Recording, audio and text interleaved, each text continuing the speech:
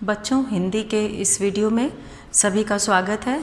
आज हम लोग पाठ 3 वसंत भाग 3 का तीसरा पाठ बस की यात्रा का हम लोग पाठ से आगे का प्रश्न कर रहे थे, जिसमें कि हम लोगों ने किया था पहला प्रश्न, सविनय अवज्ञा आंदोलन किसके नेतृत्व में, किस उद्देश्य से तथा कब हुआ था, इतिहास की उपलब्ध पुस्तकों के आधार पर लिखिए। तो इसके बारे में लिखना था। और दूसरा प्रश्न यहाँ पर हम लोगों ने जो किया था वह है सविनय अवज्ञा का उपयोग व्यंग्यकार ने किस रूप में किया है, लिखिए। तो ये दोनों ही प्रश्नों का उत्तर हम लोगों ने लिखा था और अभी हम लोग इसके आगे का प्रश्न देखेंगे। तीसरा प्रश्न, तीसरे प्रश्न में यहाँ पर दिया हुआ है कि आप अपनी किसी यात्रा के खट्टे मीठे अनुभवों को याद करते हुए एक लेख लिखिए। तो इसमें जो है सभी छात्र कहीं ना कहीं की यात्रा ज़रूर किए होंगे, चाहे वो किसी सुंदर जगह का हो या फिर अपने दादा दादी या नाना नानी के यहाँ जाने के लिए या किसी भी रिश्तेदार के यहाँ जाने के लिए जो है, या पिकनिक के लिए जाते समय जो भी यात्रा किए हैं उसके अनुभव को एक अनुच्छेद में लिखना है। तो इस प्रश्न का उत्तर छात्र अपने से करेंगे और इसको जो है वो एक अनुच्छेद में लिखेंगे। और मन बहलाना यहाँ पे शीर्षक दिया हुआ है, मन बहलाना। तो अनुमान कीजिए यदि बस जीवित प्राणी होती, बोल सकती, तो वह अपनी बुरी हालत और भारी बोझ के कष्ट को किन शब्दों में व्यक्त करती। वो अपने भारी बोझ और अपने कष्ट को, बुरी हालत और बोझ के कारण जो उसे कष्ट हो रहा है, उस कष्ट को वो कैसे व्यक्त करती, कैसे बताती, वो अपने कष्ट को किस तरह से बताती। तो इसको लिखना है और ये भी प्रश्न छात्र अपने अनुभव से लिखेंगे, उनको जो भी महसूस होता है कि वो बस क्या कहती।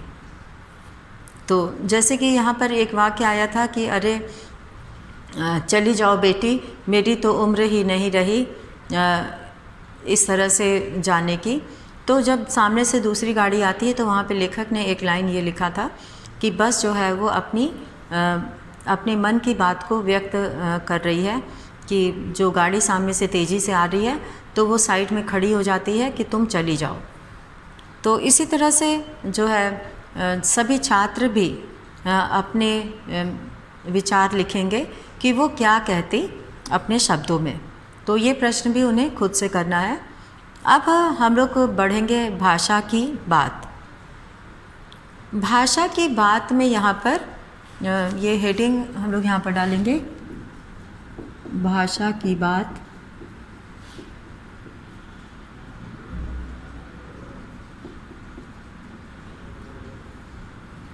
और भाषा की बात का हम लोग पहला करेंगे। तो सबसे पहले हम लोग प्रश्न देखेंगे कि इसमें क्या बताया गया है।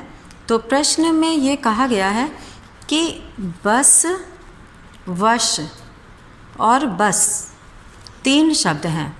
इनमें बस जो है वो सवारी के लिए, सवारी के अर्थ में, और वश जो है वो अधीनता के अर्थ में। वश मतलब वश में होना या वश में करना, अधीन होना या अधीन करना।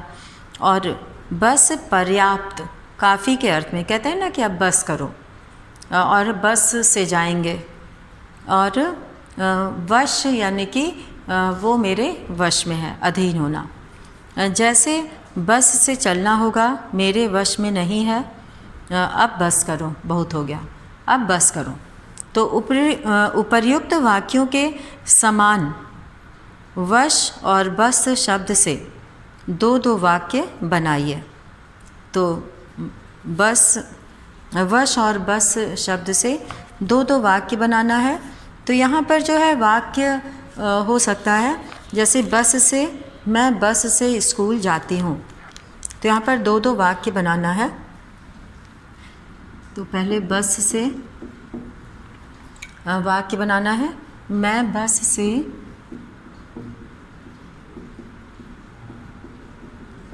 मैं बस से विद्यालय जाती हूँ या स्कूल जाती हूँ, दोनों ही लिख सकते हैं। स्कूल जाती हूँ, विद्यालय लिखेंगे क्योंकि वो शब्द लिखने का भी अभ्यास हो जाएगा।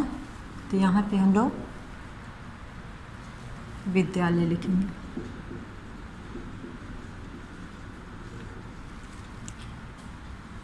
और फिर ये पहला हो गया। अब दूसरा वाक्य बनेगा, और दूसरा वाक्य बस से, मुझे बस में जाना अच्छा लगता है।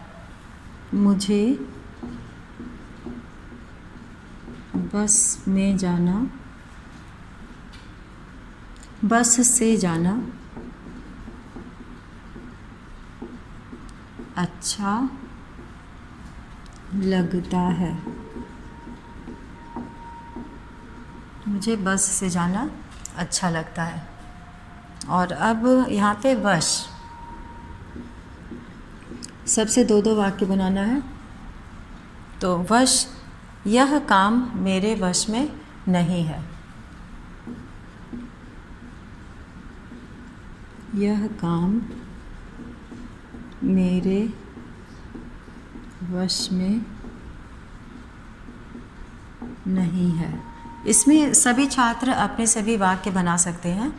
तो इसमें स्वयं के बनाए हुए वाक्य भी सही, अगर वाक्य बना है तो वो सही माना जाएगा। तो जैसे होता है ना कि मित्र को समझाना मेरे वश में नहीं है, किसी भी मित्र का नाम लिख सकते हैं कि उसको समझाना मेरे वश में नहीं है। वश से अब दूसरा वाक्य बनाएंगे कि हवाई जहाज़ चलाना सबके वश की बात नहीं है।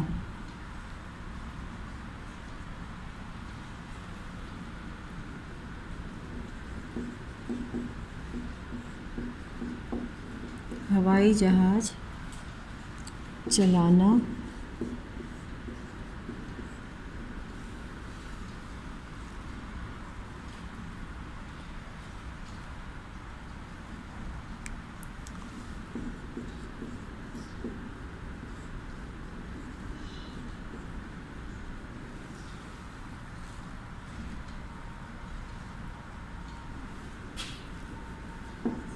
मेरे वश में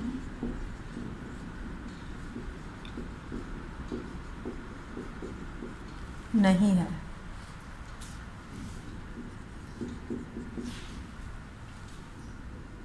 और अब यहाँ पर बस, मैं बस एक रोटी खाती हूँ।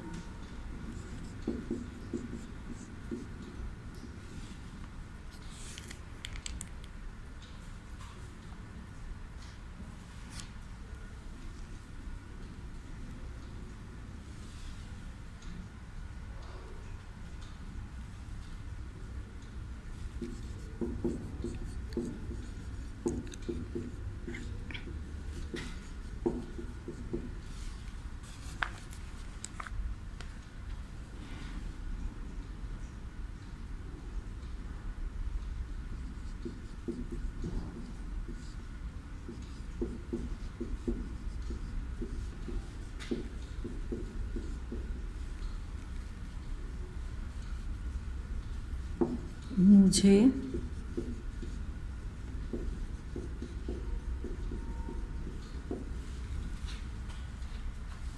और लड्डू नहीं चाहिए। बस करो, मुझे और लड्डू नहीं चाहिए। अब मत बोलो, बस करो। अब मत बोलो, बस करो। मना करने के लिए यहाँ पर प्रयोग हो रहा है कि अब मत बोलो, बस करो। तो यहाँ पर जो है वश, बस और बस, बस गाड़ी के लिए, और वश अपने अधीन या अपने वश में ना होना, और बस का मना करने के अर्थ में। ये दो दो वाक्य सबसे बना है। और अब हम लोग इसका दूसरा प्रश्न पढ़ेंगे कि हम पांच मित्रों ने तय किया कि शाम 4 बजे की बस से चलें। पन्ना से इसी कंपनी की बस सतना के लिए घंटे भर बाद मिलती है। ऊपर दिए गए वाक्यों में ने, की, से आदि वाक्य के दो शब्दों के बीच संबंध स्थापित कर रहे हैं। तो ये आदि ये शब्द जो हैं वाक्य के दो शब्दों के बीच संबंध स्थापित करते हैं, अर्थात दो वाक्यों को जोड़ते हैं। ऐसे शब्दों को कारक कहते हैं। इसी तरह दो वाक्यों को एक साथ जोड़ने के लिए की का प्रयोग होता है। कहानी में से दोनों प्रकार के 4 वाक्यों को चुनिए, यानी कि ने, की और से। तो इसमें जो है इसी तरह के वाक्यों को एक साथ जोड़ने के लिए की का प्रयोग होता है। तो हम 5 मित्रों ने तय किया कि यहाँ पे की का प्रयोग हुआ है, तो ऐसे ही 4 वाक्य चुनना है पाठ से, जिसमें कि की और ने और से इत्यादि का प्रयोग हुआ हो। तो इसमें जो है कहानी में से दोनों प्रकार के वाक्य को ढूंढना है। तो यहाँ पे कंपनी के एक हिस्सेदार भी उसी बस से जा रहे थे। नवेली बसों से ज़्यादा विश्वसनीय है। नई नवेली बसों से ज़्यादा विश्वसनीय है। और मालूम हुआ कि पेट्रोल की टंकी में छेद हो गया है। यह तो इत्तेफाक की बात है। तो इस तरह के वाक्यों को पाठ से खोजकर लिखना है और इसे छात्र स्वयं करेंगे कि इन दोनों प्रकार के 4 वाक्यों को चुनकर लिखना है और ये बच्चों को खुद से करना है। और अब इसके बाद जो प्रश्न है वह है कि हम फ़ौरन खिड़की से दूर सरक गए। चांदनी में रास्ता टटोलकर वह रेंग रही थी। वह फ़ौरन खिड़की से दूर सरक गए और चांदनी में रास्ता टटोलकर वह रेंग रही थी। तो ये जो दिया गया वाक्य है, दिए गए वाक्यों में आई सरकना और रेंगना जैसी क्रियाएं 2 प्रकार की गतियां दर्शाती हैं, 2 प्रकार की गति को दर्शाती है, यानी कि चलना। ऐसी कुछ और क्रियाएं एकत्र कीजिए जो गति के लिए प्रयुक्त होती हैं यानी कि चलने के तरीके के लिए, जैसे घूमना इत्यादि। तो उन्हें वाक्यों में प्रयोग कीजिए। तो इसमें जो है वो गति के लिए प्रयोग किए जाने वाले वाक्य जैसे रेंगना, सरकना, घूमना, चलना, दौड़ना, ये सारे वाक्य हैं।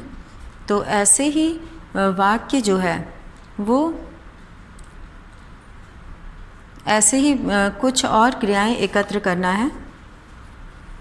घूमना, चलना, रेंगना और इसमें दौड़ना इत्यादि जो है ये क्रियाएं हैं।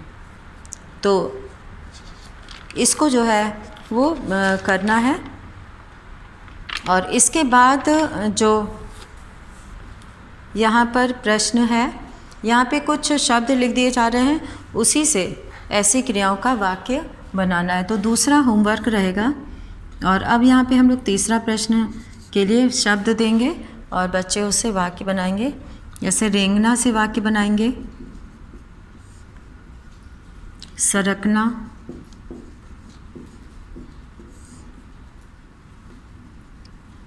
घूमना,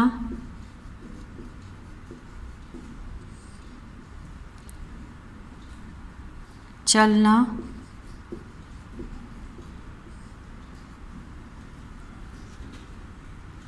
और यहाँ पे टहलना भी हो सकता है, टहलना भी हो सकता है, दौड़ना।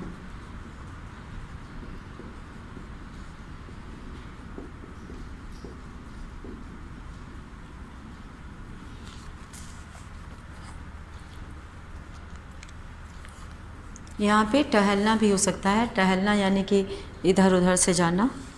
तो इसकी जगह पे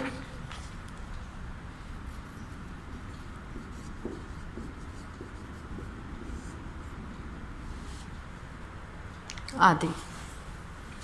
और अब जो है हम लोग चौथा प्रश्न पढ़ेंगे। और चौथे प्रश्न में यहाँ पर दिया हुआ है कि कांच बहुत कम बचे थे। ये पाठ से है, कांच बहुत कम बचे थे, जो बचे थे उनसे हमें बचना था। इस वाक्य में बच शब्द को दो तरह से प्रयोग किया गया है, एक शेष के अर्थ में और दूसरा सुरक्षा के अर्थ में। नीचे दिए गए शब्दों को वाक्यों में प्रयोग करके देखिए। ध्यान रहे, एक ही शब्द वाक्य में 2 बार आना चाहिए और शब्दों के अर्थ में कुछ बदलाव होना चाहिए। जल और हार। तो नीचे दिए गए शब्दों को वाक्यों में प्रयोग करके देखिए। जल और हार, तो इसमें जो है ये जो क्रिया है, जल मतलब होता है पानी या जल जाना, तो जल ही जीवन है। रोटी बनाते बनाते गलती से हाथ जल गया। तो इसमें जो है एक साथ ही एक ही शब्द वाक्य में 2 बार आना चाहिए, इसका ध्यान रखना है। और शब्दों के अर्थ में कुछ बदलाव होना चाहिए, यानी कि 2 बार, जैसे कि जल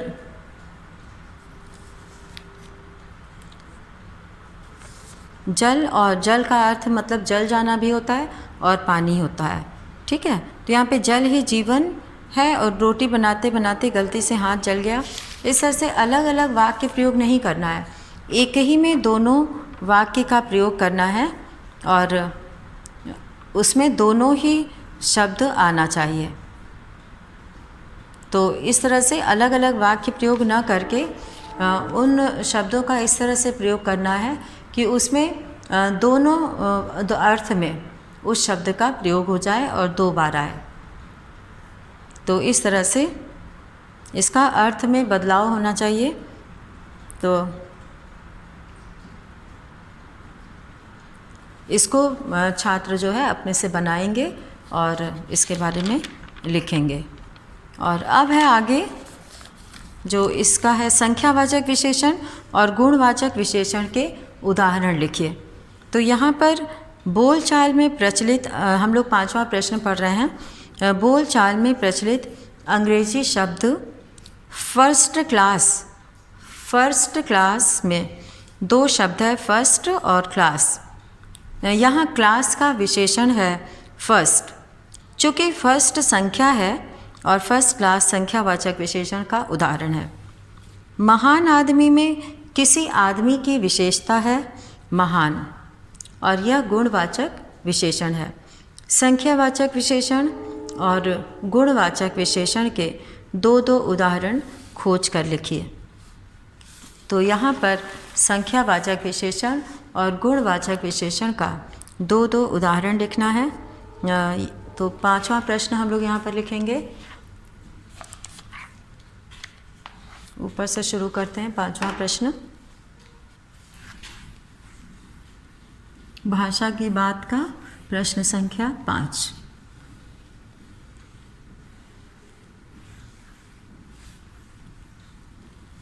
तो भाषा की बात का प्रश्न संख्या 5 हम लोग यहाँ पर डालेंगे, उत्तर 5। तो इसमें हम लोग को लिखना है गुणवाचक विशेषण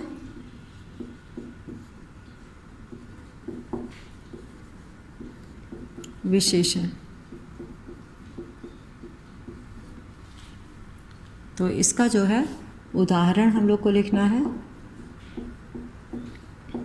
तो गुणवाचक विशेषण में हरे भरे पेड़, समझदार आदमी,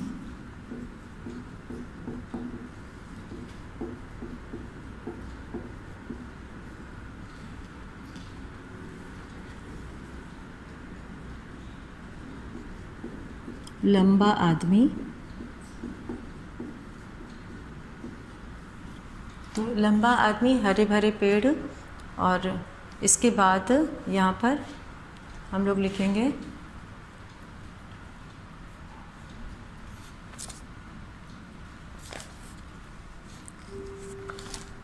संख्यावाचक विशेषण का उदाहरण, ये 2 उदाहरण हो गया गुणवाचक विशेषण का। लंबा आदमी, गोल मेज, मीठा आम, ये सभी जो है वो गुणवाचक विशेषण के उदाहरण हैं। और संख्यावाचक विशेषण,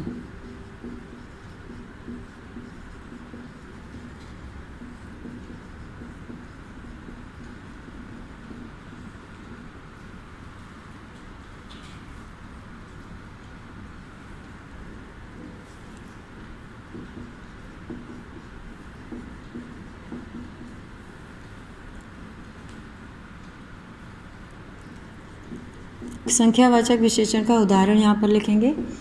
संख्यावाचक विशेषण में जैसे कि 8-10 मील, यहाँ पर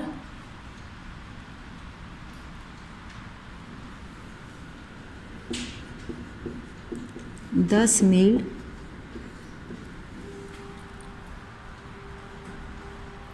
5 मित्र,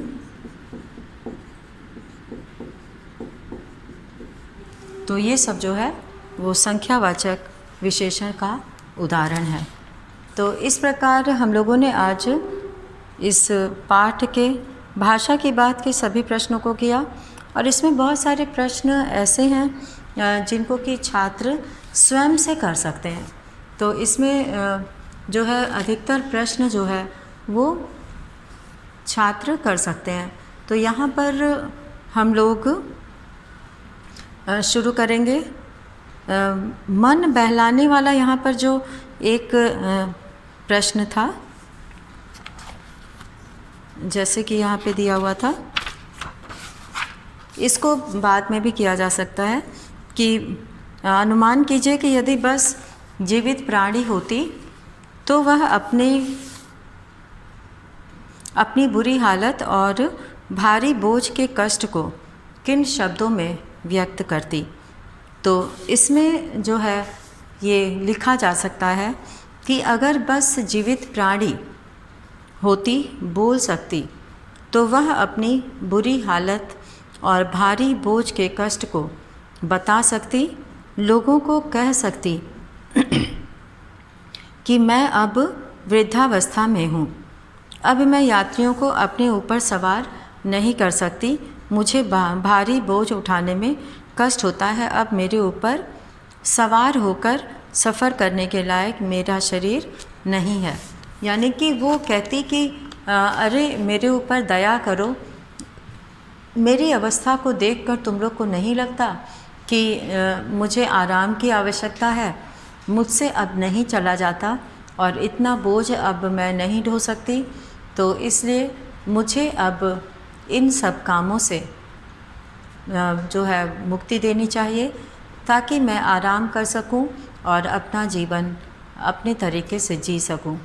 तो बस कि फीलिंग को, अनुभव को, एक ऐसे व्यक्ति के अनुभव को जो कि बहुत ही कमज़ोर है, जो बहुत बूढ़ा हो चुका है और उसके ऊपर इतनी जिम्मेदारियां हैं, उससे इतना काम लिया जा रहा है, तो इन सब चीज़ों को जो है वो एक व्यक्ति की तरह महसूस करके लिखना है। तो ये था मन बहलाना का प्रश्न, एक प्रश्न दिया गया था, और सही बात है कि किस तरह से जो है वो बस महसूस करती, अगर वो बोल सकती तो बोल सकती तो वो अपने परेशानी को, अपने कष्ट को, अपनी पीड़ा को वो किस तरह से व्यक्त करती। तो इसमें जो है इस पाठ में कई तरह के प्रश्न आए। सबसे ज़्यादा जो महत्वपूर्ण था वो कारण बताएं, यानी कि ऐसा वो क्यों लेखक ने कहा है। तो इसको जो है वो बहुत समझ के पाठ के आधार पर इसका उत्तर लिखा गया। और पाठ से आगे में जो है जो एक प्रश्न और था, तीसरा प्रश्न पाठ से आगे का, कि आप अपनी किसी यात्रा के खट्टे मीठे अनुभवों को याद करते हुए एक लेख लिखिए। तो इसमें जो है खट्टे मीठे अनुभव से मतलब होता है कि अगर यात्रा करते समय कभी कभी हमें कोई परेशानी हो जाती है, जैसे किसी को प्यास बहुत लगी, साथ में पानी नहीं है, तो पानी के लिए जो है परेशान होना, भटकना, खोजना। और कभी कभी ऐसा भी होता है, खट्टे में यही होता है कि कभी कोई परेशानी आई हो, जैसे कि अचानक से बारिश तेज़ हो गई हो और बस चलाने में ड्राइवर को परेशानी हो रही हो। और कभी कभी ऐसा होता है कि जो है रास्ता बंद रहता है या गलत मार्ग पर भटक जाते हैं, गलत रास्ते का चुनाव कर लेते हैं, जिससे कि हम उसी समय पर नहीं पहुंच पाते हैं और देर होती है। और देर होने से घर वाले भी घबराते हैं कि कहाँ वो लोग रह गए और क्या है। कभी कभी ऐसा, अब तो सुविधा है इसलिए लोग फ़ोन करके मैसेज कर देते हैं, बता देते हैं कि हम यहाँ पर हैं और हमारे साथ ये परेशानी है। तो बता देने से लोग काफ़ी वो रहते हैं कि चलो पता तो है कि क्यों देर हो रहा है और वो लोग कहाँ पर हैं। तो इस तरह से यहाँ पे खट्टे अनुभव में यही आता है कि क्या कोई परेशानी हुई या किसी की तबीयत ख़राब हो गई मार्ग में और उन्होंने क्या किया, किसी ने उनकी मदद की। तो यात्रा में ये भी होता है कि बहुत भले लोग भी मिल जाते हैं। तो ये मीठे अनुभव होते हैं कि कभी कभी ऐसा होता है कि कोई रास्ते में जो लोग मिलते हैं उनसे इतना परिचय हो जाता है कि लगता ही नहीं है कि उनके साथ हमारी ये पहली मुलाकात है। तो पहली बार मिले हों ऐसा नहीं लगता है। तो इसके लिए जो है वो एक तरह से समझ लेना चाहिए कि ये बहुत अच्छी बात है कि हमें नए नए लोगों से मिलने का, और उनसे मित्रता भी हो जाती है जो बाद में भी चलती रहती है। तो ये मीठे अनुभव होते हैं। और जहाँ हम यात्रा करते हैं और वहाँ पे कुछ ऐसा अच्छा हो जाता है, बहुत बार जो है वो बहुत से कलाकार बस में गाड़ी में चलते रहते हैं। तो अगर बस में जा रहे हैं या ट्रेन में जा रहे हैं तो कभी कभी बहुत अच्छे अच्छे कलाकार भी मिल जाते हैं जिनसे कि हमें बहुत कुछ जानने को मिलता है। तो ये पाठ जो है ये यात्रा के खट्टे मीठे अनुभव को यहाँ पे जो है बताया गया है। और इसमें छात्रों को अपने से लिखना है। कोई भी यात्रा को जो है वो लिख सकते हैं और कल्पना भी कर सकते हैं इसमें। और ये पाठ जो है बस की यात्रा, इसमें मुंशी प्रेमचंद ने जो है या हरिशंकर परसाई जी ने, मुंशी प्रेमचंद भी बहुत सारे ऐसे सहज विषयों पर, बहुत ही जो है मनुष्य के करीबी, मनुष्य के साधारण ज़िंदगी से संबंधित विषयों पर उन्होंने लिखा है। और हरिशंकर परसाई जी का जो लिखा है ये पाठ, तो इसमें उन्होंने बस की यात्रा के माध्यम से सरकार की दुर्व्यवस्था और जो काम करने वाले लोग हैं, जो ये काम कर रहे हैं, उनके द्वारा भी ध्यान न दिए जाने के कारण साधारण व्यक्तियों को, जो यात्री हैं, उन यात्रियों को बहुत कष्ट झेलना पड़ता है। और कष्ट के साथ साथ उनके अंदर भय होता है, जबकि यात्रा को लेकर किसी तरह का भय नहीं होना चाहिए। लेकिन ऐसी गाड़ी, ऐसी बस का जो लोग इस्तेमाल कर रहे हैं, जो लोग चला रहे हैं, तो अगर जो है उसको चलाएंगे तो उनसे लोगों को जो है वो कष्ट होता है। और वो जो है नहीं चाहते हैं कि हम ऐसी परेशानी में पड़ें। तो वो चाहते हैं कि अगर हम पैसा दे रहे हैं, किराया दे रहे हैं, तो हमें सुविधा भी अच्छी मिले। तो इस तरह से इस पाठ के माध्यम से लेखक ने अपने जो है विचारों को यहाँ पे बस के माध्यम से, और बस को एक जो है उसकी जो स्थिति है, बस की जो स्थिति है, जो वो बहुत पुरानी और खटारा बस है, जिसके सभी पार्ट जो है, सभी भाग खराब हो चुके हैं। एकमात्र वह ढांचा मात्र रह गई है, उसके भी जो है परखचे उड़े हुए हैं, शीशे ठीक से नहीं हैं। तो इन सब चीज़ों को वो दिखाना चाहते हैं कि दुर्व्यवस्था के नाम पर कैसी कैसी बसें चलती हैं और यात्रियों को ले जाने में उन्हें डर भी नहीं लगता। वे अपने साथ साथ यात्रियों की जान को भी खतरे में डालते हैं। तो यहाँ पर लेखक ने इस पाठ के माध्यम से बहुत ही सुंदर ढंग से इसे समझाने का प्रयास किया है। तो ये बहुत ही अच्छा पाठ था, बस की यात्रा। इसमें हास्य के साथ व्यंग्य भी था। तो लेखक ने सुंदर ढंग से इसे कहने का प्रयास किया है और बहुत ही जो है अच्छा लगा। ये पाठ सभी को अच्छा लगा होगा। तो इसी के साथ आज का ये वीडियो यहीं समाप्त करते हैं। धन्यवाद।